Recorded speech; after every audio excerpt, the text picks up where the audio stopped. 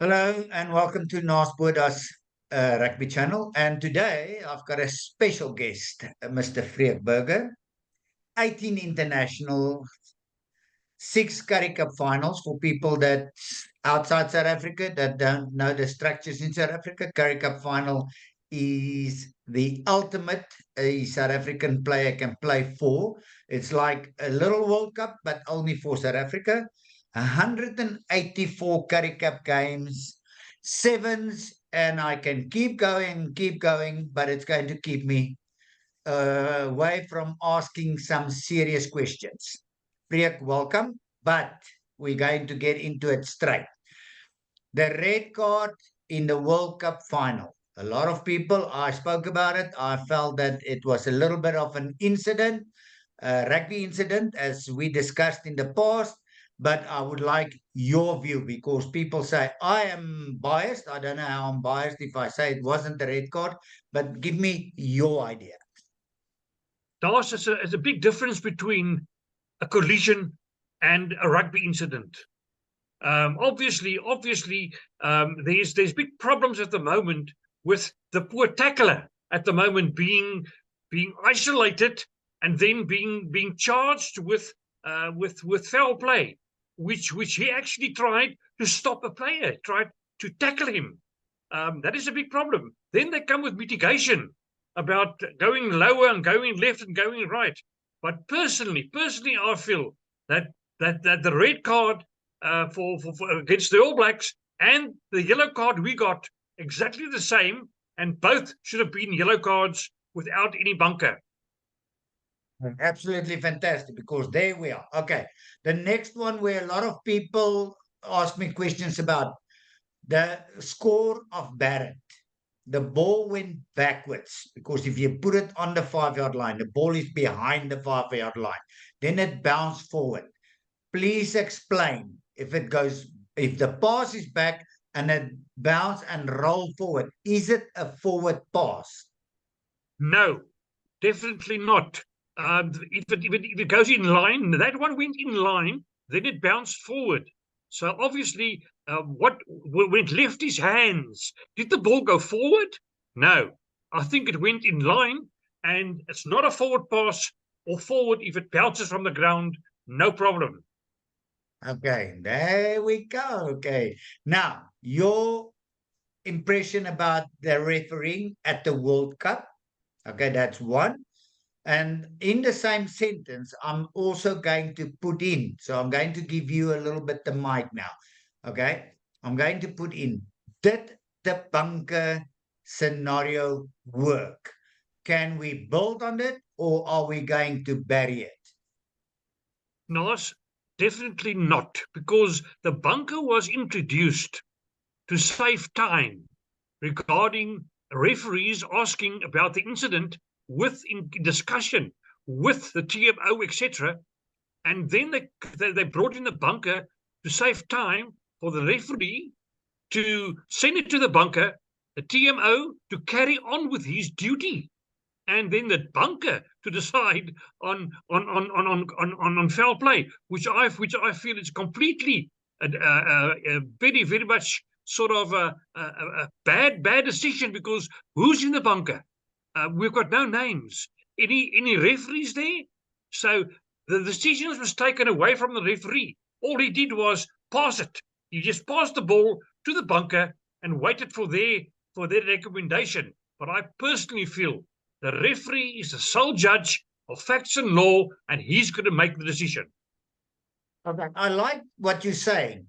The ref stays the sole judge at the end. Now, let's go to the red card.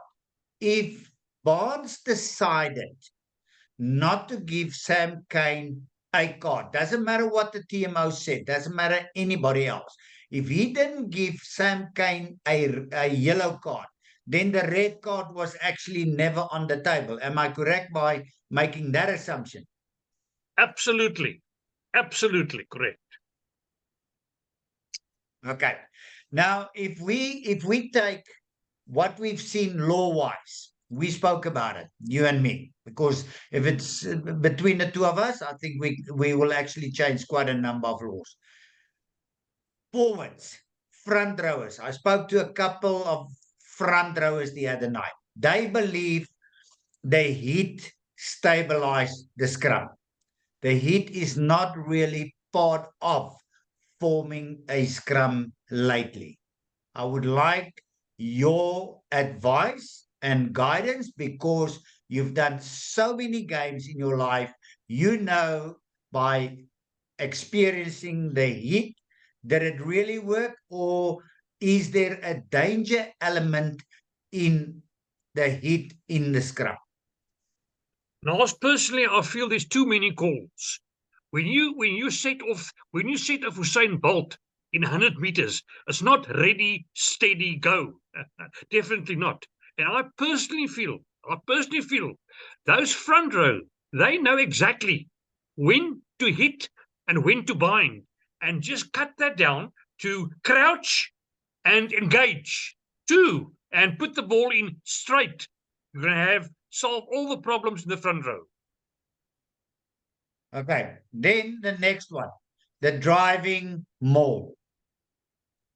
Okay. I am to just give you my idea. When the lock takes the ball and he keeps the ball, and that drive is going forward. That for me is rugby. If the ball and they form the little train, and the ball goes back to the last guy, I believe the ball should be then the offside line, not the player that actually caught the ball in the lineup. Is that just a crazy idea? Or can we look at it and say, if that ball goes down that little train, I can go and play the guy carrying the ball at who's lost in that little train? Now, I think you've got a very good point there. The problem is just compare the maul and the scrum. If you've got a scrum and the ball is being put in straight, and the ball is still with the lock's feet, and they start moving forward. Surely you can't say that's changing the offside line, but that's a set play. The That's it. scrum is set play. It's a stationary play where the ball gets fed. The line out, the line out. Actually, at this stage, starts all these rolling mauls started with a line out, and I'm with you 100% because how do you stop a maul? By getting it stationary, or moving it to the side. But we all know that's impossible. What's happening at the moment, and I've had 3 clips yesterday of the line out where the team forming the line out, they form a second line. So there's more receivers there, and when they catch the ball, actually these guys, they're 2 or 3 meters away from the line out, then they actually get momentum. And it's there where the problem starts. And I agree with you 100%. The moment they move the ball back, the ball should be the offside line. And you all know that when there's a maul, there's players moving around. And I say the moment the ball gets the offside line, they're going to release the ball immediately, which we want. And also, we've got to look at the question of if you can sack a player, why can't you sack them all? And that's my big point. I like that. I like that what you're saying. Why can't I sack the driving move? Why can't I do that? Okay. I know a lot of people might say yes, but there's a danger element. You've handled the game enough to know that situation is a danger situation, and that is not a danger situation. By sucking the mole, is it really a dangerous situation? Last, during my years at SA Rugby and as manager of referees, we took stats of collapsed mauls without any injuries, which I proved to World Rugby years ago. Because of it's not a question of a one-on-one. It's 16 forwards just moving forward, just going to ground and stop it. So there's no players rushing in and running in, etc., etc. So I'm 100%. If they could also include, you may sack a ball, and as I've said, there's no serious injuries yet, which I can recall from sacking a ball. Yeah, injuries from collapsing a scrum, that's completely different. But in a maul situation, everybody is bound. It's sort of a soft landing. I find we had to use it or lose it, sort of at the maul there. But I reckon they must immediately, especially this maul 5 yards away from the goal line, where the opponents now, when you get to the goal line, there's two laws: one for the defending team and one for the attackers, which I feel is completely wrong. The defenders got to have a chance to why do you compete for the ball? How do you defend? And we all know that there's only tries being scored by hookers. Just look all the tries. It's only the hooker. He's got protection. There's obstruction there, and it's impossible. It's impossible to stop a ball within law if you're going to wait until the ball gets stationary. But I say, a good point you've made. Make the ball the offside line, and they will play the ball immediately. You use the word immediately. Now, another law that we spoke about on a number of occasions: a player gets tackled. The law states, unless I am wrong, and I would like to just get your feel for it. The law states I am allowed, if I get tackled, I am allowed to place the ball immediately. I must be allowed to place the ball immediately. I want to say I must be allowed according to the law. Now I get tackled. You're not part of the tackle. You put your hands immediately on the ball before I could place the ball. 90%, I will be penalized for holding onto the ball. My idea about the law is, if you let me place the ball first, then you can come and get involved in play. That doesn't happen, because even on the weekend in the URC games, I keep checking that law, because that law creates an attitude with players. I don't want to carry the ball, because if I carry the ball and I give you the scenario I just um, created for you, it turns out to a penalty. That's why people believe it's better to play rugby without the ball. You and me believe it's better to play rugby with the ball. That's why I'm asking you the question. Okay. How can we fix that? Because if we have that, we will have a more attacking rugby on the field. You see, Naas, they tried with the word daylight. Now we've got load shedding also in South Africa, and the load shedding and daylight just doesn't click. We actually investigated, and we took about 500 to 1,000 tackles, and came to the conclusion that the number one player that's causing the problem is the tackler. Unfortunately, it's the tackler, not the ball carrier. Okay. It's the tackler. So we've got that sequence of tackler, ball carrier, arriving players. So the law's quite clear, but then they created another law there, that if the ball becomes unplayable, you don't penalize, you stop it and scrum and carry on with it. So a lot of these tackles could have been unplayable.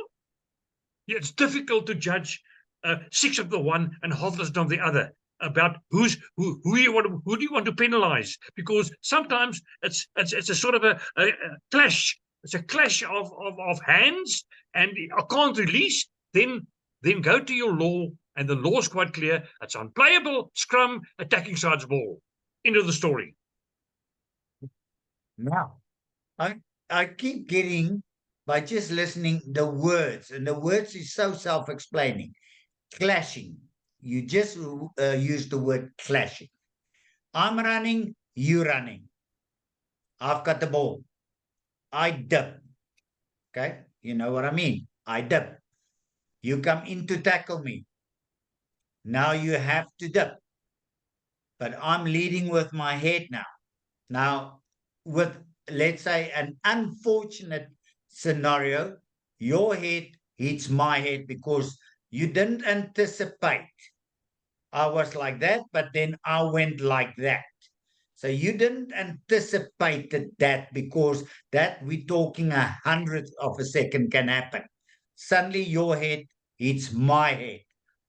Okay? For me, it's an accident. For you, it's a red card.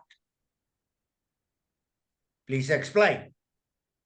Now, it's quite interesting. If you take away the TMO, how many of these clashes did the referee pick up on the field of play? Hardly any. Hardly any. It was all Absolutely. calls made by the TMO. Obviously, he's got a slow-mo, and we don't play the game in slow-mo. He's got the slow-mo, he's got angles, and strictly speaking, the referee, I'm telling you, if it was a schools match without a TMO, it would have been played on. We would have been played on. You as a referee, it's very easy to sort of referee and to see the incidents which is foul play. But when you get to exactly what you've explained now, it's so important that you've got to make the difference between a rugby incidents and foul play. And obviously, if you take all these clips that I've had for 20, 40 sessions with Super Rugby, it's all clashes, it's all rugby incidents.